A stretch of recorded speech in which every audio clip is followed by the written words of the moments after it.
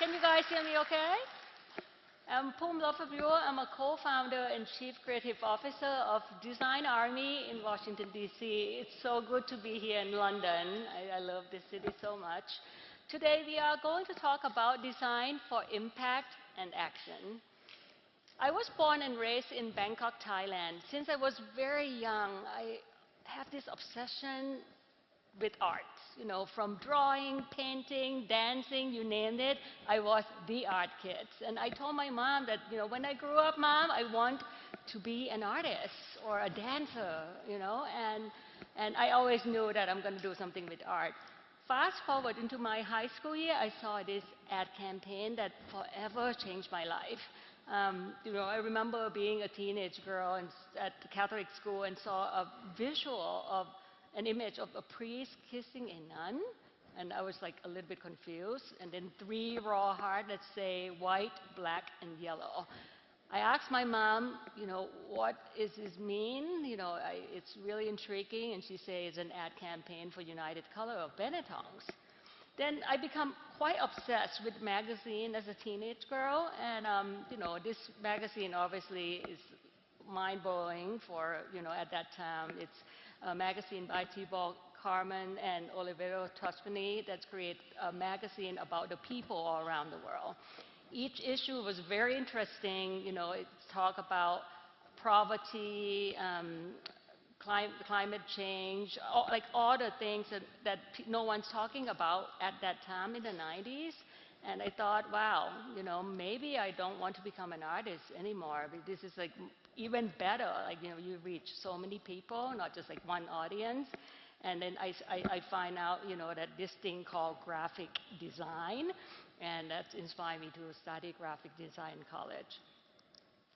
Fast forward, 20 years now, I went to school in the United States, and then I ended up starting my own agency in Washington, D.C.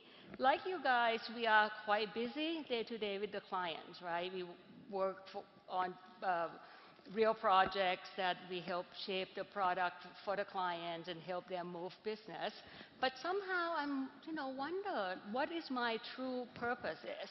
Is this what I'm just going to do, making someone's wealthy and creating great business for clients? But, I want to make sure that whatever I do with my agency, we have a balance between pro bono project as well as, a real paid project, because I think that's fuel my own design team as well, to have those balance.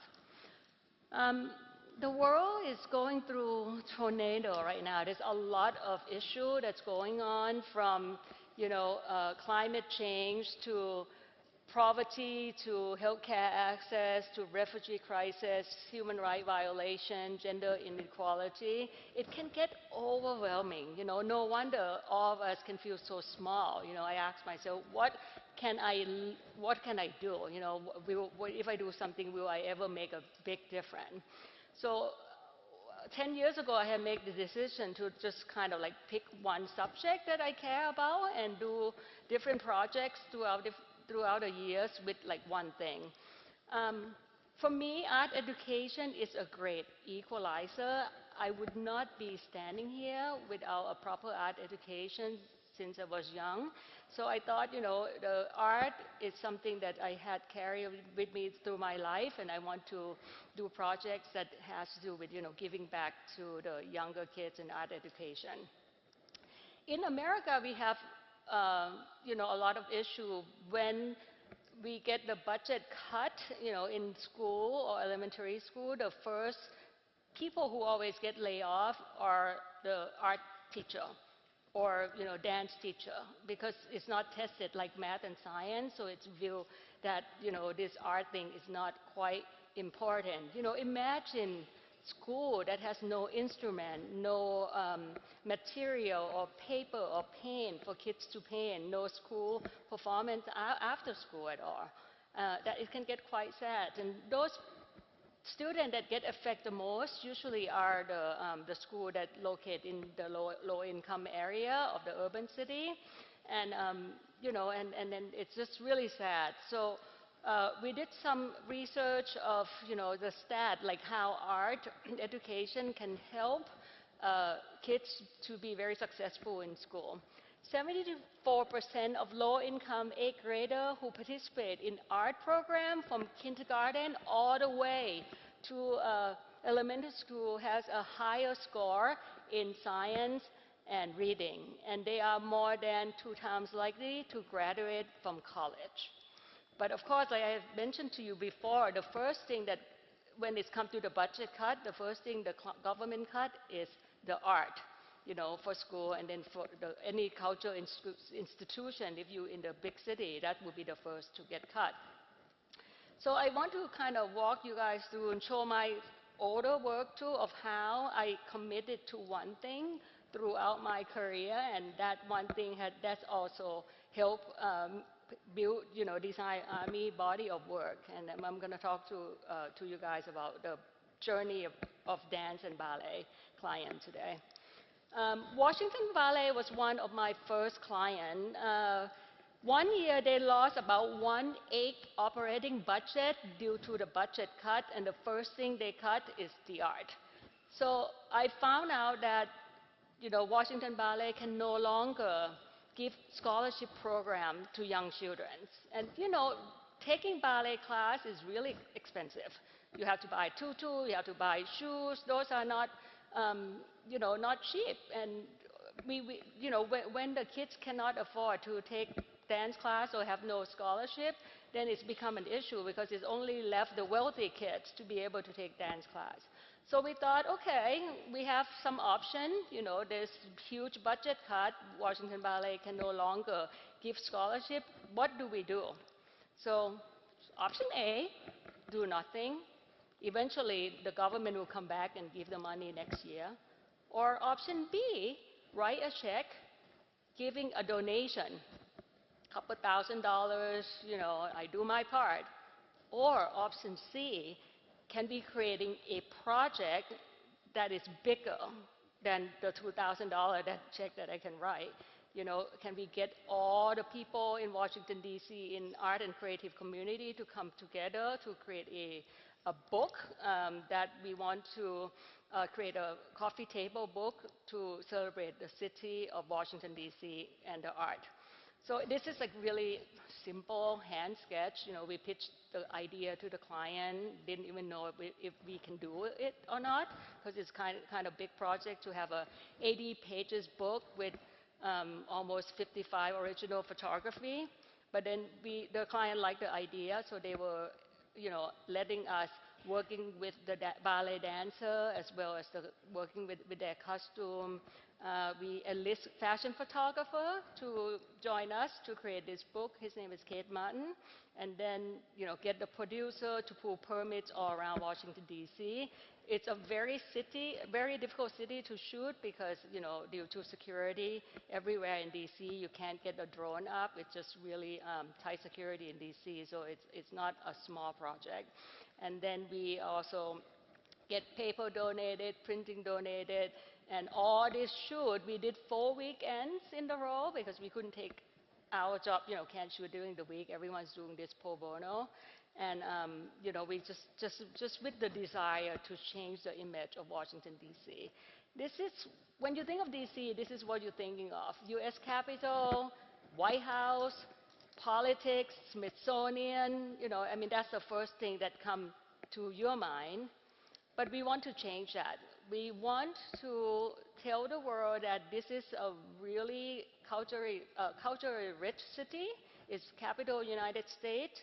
We have one of the best museums in the world, the Smithsonian Institute, and we want to make sure that we are the voice of the art in the city in order to get donors and people who have money to give to the art, because we can no longer rely on the government. So we have a role to play here.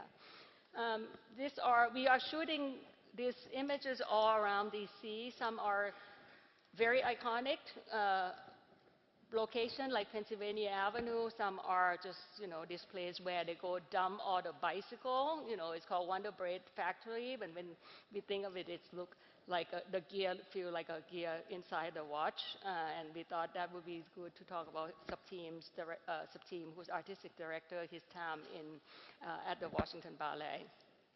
We enlist all the students at the Washington Ballet School of Ballet to be part of this book. You know, their parents were kind of excited and super proud to have a great photographer, fashion photographer, to shoot their kids. And this column was a column they used to hold U.S. Capitol Dome.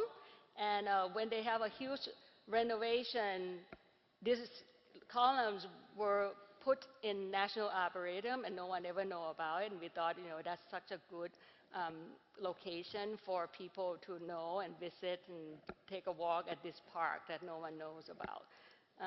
So as a result, we were able to raise 6 figures after the book sales for this project. 100% of the book sale were donated to Washington Ballet completely, and we were able to save tons of scholarship program for kids and be able to pay teacher to teach, you know, Saturday class without, you know, having to cancel any of the program for that year. You know, like Roosevelt say, do what you can with what you have wherever you are. 5 years later, the artistic director, Subteam Weber, got a new job at the Hong Kong Ballet, you know, and this one I want to talk about, can design change culture? I really think design can change culture because design has the ability to shape culture, identity. You know, I think who in here are the designer? I see some hands? That's great. And you know, I think we have such a unique opportunity to use our skill set to shape culture from any city. So I want to show you some example of the work that we have done for Hong Kong Ballet. So Subteam called me and say, hey, Pum, I need you to, you know, would you be interested to help me rebrand the Hong Kong Ballet? I mean, we done a great job together with Washington Ballet, and I thought, okay, that's fine. So can you tell me some of the challenges? Subteam was saying, people in Hong Kong has this perception that ballet is only for the wealthy. If you are not wealthy, you don't go to the ballet. You don't sit, you know, in the auditorium watching 4 hours of swan lakes. And I thought, okay, it's an interesting problem to have because it's like the opposite of the Washington Ballet. So I asked the client to send me their collateral material, and that's what they sent. Of course, it was like a train wreck, right? It's like all over the place. The photo shot on location, some photos shot indoor. But what bothers me the most is how they portray the female dancer. It's always the prince, you know, come save the princess. The princess is waiting until the prince will come save her. And just like a very old view, a very traditional view of ballet. And I know that, you know, Subteam want to come in and kind of rework the repertoire and make sure that it's talking to the new generation of art goers. So we thought 3 things that we need to change. 1, we need to make ballet accessible for everybody. So it shouldn't be the way things look, should not look intimidated. Second, there's a need for consistency, right? From one show to the other show. I mean, if the 10 show throughout the years looks different, then you can't tell what ballet company this is. And lastly, this is Hong Kong Ballet. We need to create the sense of Hong Kong pride. This is, you know, a national ballet. This is the first image of the key visual that we create, and it's quite simple. You know, we use 5 female dancers stand in architectural pose, strong, you know, standing up almost, you know, like really show their female empowerment. So stand on the road with architectural pose against Hong Kong skyline. The second image is the picture of the 2 male dancers fight, you know, up in the air to pay the homage of the kung fu, like Hong Kong's really known for the material arts, if you watch Hong Kong film, and we thought, what a great way to celebrate male dancer in a much more contemporary expression. Ballet can be fun and whimsical. Food is a big part of Hong Kong culture, and we create this, dim sum restaurant that it's called Jumbo Restaurant, which is a floating restaurant in the Hong Kong harbor. And we thought, something like showing the shape and the form of the dancer in a non-traditional way can get people attention. This one is a combination of, we want to play with juxtaposition between the 18 years old female dancer and a 300 years old tempo, play with repetition at its best, brown bob, brown skirt tutu, and she stands in front of circular doorway. We sketch everything to the knee, like we like art direction on steroid. We like really work with the photographer to work on the composition and to help tell the storytelling. And this is picture that paid homage to the movie In the Mood for Love. Have you guys seen that? It's one of the best movies. If you have not, definitely check it out. Showing the Cha-Cha-Tam restaurant, the scenes of In the Mood for Love. As a result, after we launched this campaign, it was not giant, but there's budget, but it's not giant budget. They get so many press, and it helps elevate not only Hong Kong Ballet, but also the city of Hong Kong. Hong Kong tourism asked the ballet if they can use these images to promote the city of Hong Kong. And, that's when people start talking about, hey, have you seen Hong Kong Ballet? They look like a cool organization. First year, the subscription went up 120%. And, you start seeing people in the auditorium. So what's a great success for the first year? 6 months later, I got a phone call from my sister in Bangkok and a friend of mine almost at the same time. And they say, hey, Pum, have you seen this? So there is a company called Little Swan, which is like selling a huge company actually in mainland China, selling appliance. And they were inspired, they say, by Hong Kong Ballet. There's multiple of this. And was I surprised? Yes. Was I angry? A little bit, but not so, that's happened, in China. But what I'm so upset about, though, was this campaign is supposed to be about female empowerment, changing the gender norm of people in China. And now here we go again. Female, your job, are you born to do laundry and and ironing, so when it's come to gender norm, in Asian culture and how you express images through advertising and design, we have a long way to go. So we have to fight the fight. And a year after that, Hong Kong Ballet celebrated 40th year anniversary, and we thought we did great.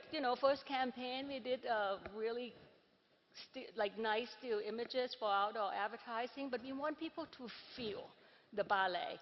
Ballet is a language. When you go to ballet, there's no dialogue. Everything is telling from the hand, the muscle, the leg, the feet. How do we get people to enjoy the ballet in a way that it's not boring? Because sometimes classical ballet can get quite boring, especially for the young generation. So what we did was using a traditional music of bolero and turn into 3 different chapters: bolero classic, hip hop, and Chinese. So we designed the music with the music company to creating this visual language. So let's take a look.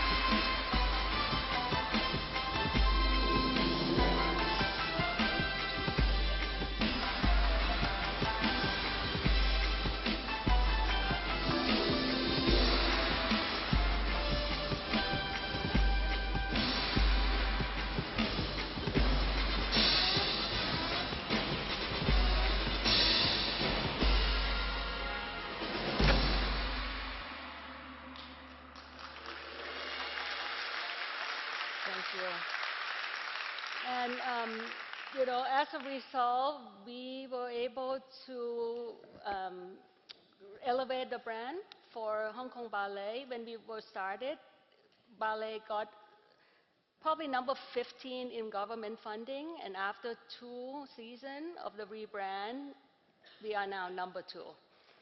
So when they get, a great funding and a great support for the city of Hong Kong. And lastly, I just want to leave it to you that, you guys, we creative people are more powerful than we think. You are more powerful than you think. Everyone here in this auditorium is very unique. You have a voice, and you can really make a big difference. And, think about what are some of the passionate subjects, like what are you passionate about? How can you use creative passion to make a big difference in your community? And maybe it doesn't have to be big. Maybe it just as like make your neighborhood and street cleaner.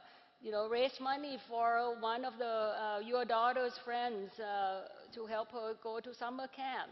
Whatever, we can use our passion and our creativity to help make a difference in society, and it doesn't have to be big, right? I love this quote, and one of the best ad campaign of all time. Steve Jobs said, "The people that are crazy enough to think they can change the world are the ones who do." Imagine if every one of us in this auditorium take maybe one little project a year, some passion projects that can make difference in your community. What a positive change that we all can make together. Thank you very much.